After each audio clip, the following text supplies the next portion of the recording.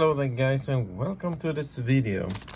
In this video I will show you something just arrived, and we're going to start with unpacking the plastic here. And here we go. I just ripped off this plastic so we can just go straight to the point. So we throw this one away, and I have gotten this today. It's called an audio selector, and if you look here, we can actually see what this one is doing. He is going to turn one input on your unit, let's say a preamp, like I have here. And if you watch some of my other videos, it's no news that I'm using a RCA, which only has number 1 is the phono, number 2 regular RCA, and number 3 is also a regular RCA, which is in some cases not enough.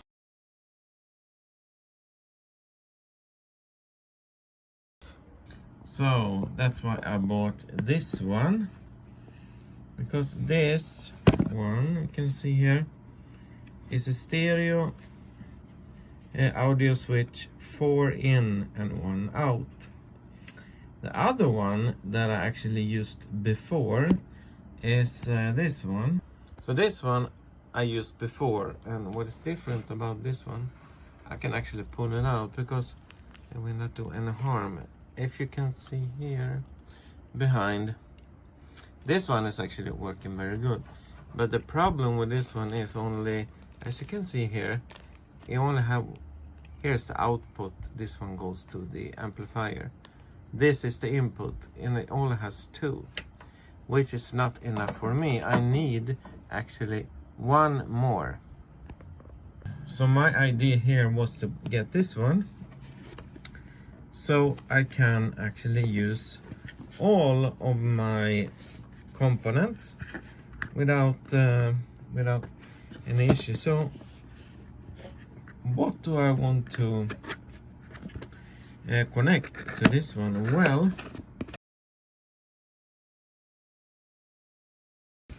right now, as it looks right now in my setup, I have a cassette deck that I have connected to my audio switch, and also the CD player, because it's not enough. But I'm actually also having a external DAC, and the external DAC that I'm using is this one. This is the Topping E30. But I cannot connect this one right now because as you see, the USB is blinking because it's not connected anywhere, because I cannot easily switch to this one, and I don't actually use this one so much, because I like real media, like CD, cassette, and also of course vinyl records. Okay, so let's go. Okay, so here is the box, here is the unit. We will get this unit on. I actually never used it, so this is brand new, and here we go. Okay, so here we have the audio switch. Yes, let me see. Okay, this is how you switch between all the units that you want to use. Here's 1, 2, 3, and 4. Okay,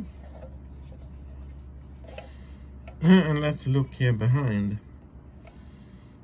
So we have the audio out here. There we have the output. Here we have the inputs. So it will be extremely easy to connect. So we will start with remove the other one. Okay, so here we have the other unit, and we are going to do this. This is the one that will actually goes to the amplifier, and if you look here on the back side, it actually says here line in. Yeah, line out, and that's the other two. So this one here, let's see, we will do this the easy way. So first of all, we will get this unit here, and the out here is what we are going to use. So I will just connect. Okay, so I have connected this one now. I removed this one here, but I can see a difference here too. You see those connections on the old one is gold plated, this one is not. So let me see here. Yep, there we have the audio out, and this one goes to the amplifier. Then this is the inputs. So I will start with moving those to the right place. Wait, and here we go. And now I have removed the old one and put my connections like this. The output here goes to the amplifier. One here goes to the cassette deck, and the other one goes to the CD player. So we have come far, and what is good now, if you look here, we actually have 2 more slots, and that is what we want here, because that was the purpose. And we can look at the old one here again. This one actually works very good, and as you can see here too, those connections will go plated. This is the out, and it only has 2 switches, which it's not enough for me. So hopefully with this one work good. The other one that I had here did not impact the sound at all. If this one will impact the sound, that we will test after. So now I'm turning around my E30 topping DAC here, and we have 2 connections here that we need to connect this one to this box, and we will do it now. Okay, I noticed something here, that I need to buy a better cable. The cable now that I'm using is some cheaper brand. I actually like to use quad cables.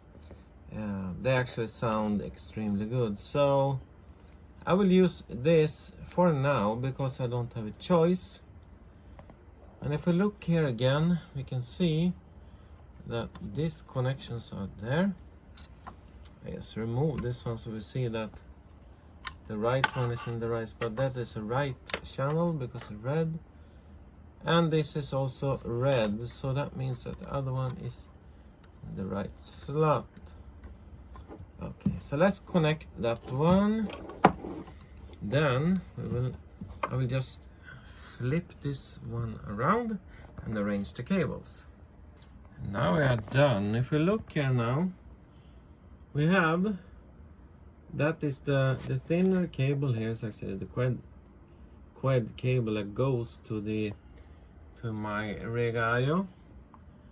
Then we have an old style quad cable here, and then we have here the other cable that I'm using is a tributaries cable, and here's a cheap version that is connected now to my DAC because I don't have a choice. And another thing here now is that Yeah, I even have one more slot available that I'm not using. One thing that I notice here, if you look under on this one, look, it's all blank. It does not have any feet, so that is not good. I was thinking about putting this under here, so I will put this under to make it not slide so much. Okay, so we put one there. This was actually not included, so this I bought myself. I actually had those lying around. I always get things like this because it's always good to have, just for this kind of purposes. So let's put this one under. This kind of rubber feet you can get anywhere on the market today. Okay, so the connections are here. Yeah. What about this one? Which one is left and right? Yeah, it's red, so that is the right one. That goes to out. There's no markings on those cables, so I cannot see. And we put on some feet so it will not slide like it did before. Okay, so now we should be able to put this one back. And there we go, there it is. Now it does not slide, but I cannot push the buttons without it going in. It's not too heavy, so I must hold here to switch in between. That's how it sounds when you... It's not a robust body, no plastic.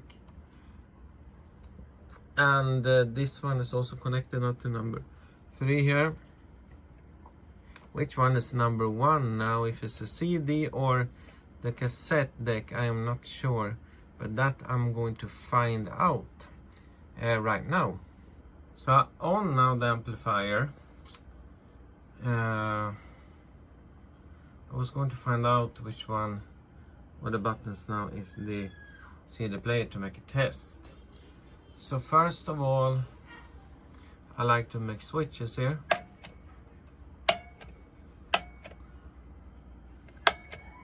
To hear if there any disturbance on the channels, and it's not. So the volume is on. Now we start up the CD player, and I will put in a CD. So this CD is put inside. It's loading. Okay, 9 minutes. Now we will see which one's which. Okay, so the CD is running, and I just find out that the connection for the CD now, I must down the sound because I cannot play this one here. So this one, number 2, is the CD. One thing that I noticed with the old one, this one, that when I got this one, and this also has some feet there, they were, when I did switch with this kind of switch, it had some crackling. What I did, I used my silicone spray and I just sprayed in here a little. I just wiggled this one back and forward like this, and that crackling disappeared. On this new switch that I just got now, that we just unboxed, when I switch between the channels here, there was actually no crackling at all, which is absolutely good news. So I am extremely happy now with this purchase, because this will help me a lot. So let's off here and open the slot and put the CD back into its place. Okay, it's inside the case there, and close this one. There we go. Perfect. No disc. And I will shut off the CD player, and I will shut off my Rega IO. Power is off. Tell you a little about this one. So it's called an audio selector. This one did not cost much at all. I think it's only like 20 bucks or something. Now I bought this one locally here where I'm staying. You can for sure find a similar model to this one. And of course, if I look in it, it's made in China, like almost everything is today.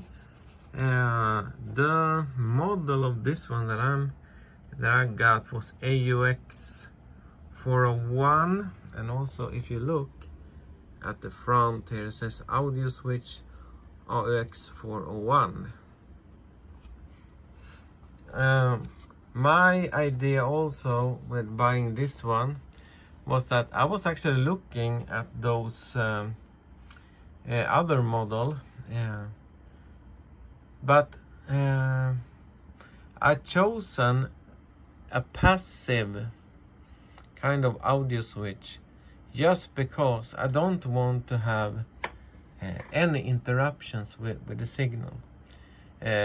What this one is doing inside is he's only selecting the output, so the signals goes in, then it goes out when you switch here. The other models that is available today, usually those have those VU meters. They look extremely good, that I know, but I am a little scared about how they will impact your sound. And I think maybe they are so well built that they don't impact the sound, but I don't know because I have not tried them yet. But I want to try one. If that will be possible in the future, then of course I will test that one out. But for now, I got this 4-load audio switch. The model is audio switch AUX 401. Switching between the channels, no crackling, no problems at all. Everything went smoothly. So okay, so thank you very much for watching. And if you buy one of these, don't forget to get some extra feet, because it does not come with any feet. And now if I push it, it actually stands in one place. And as you can see here also, that this is the E30, which is a very small DAC. This is the audio switch, which is also very small. So it's very convenient. You can actually place it somewhere discreet, same as I do with my my topping. It goes under my CD player, so it will not stand in a way, so to speak. So okay, thank you very much for watching, and hope you will like this video, and of course I will see you soon again. Thanks guys.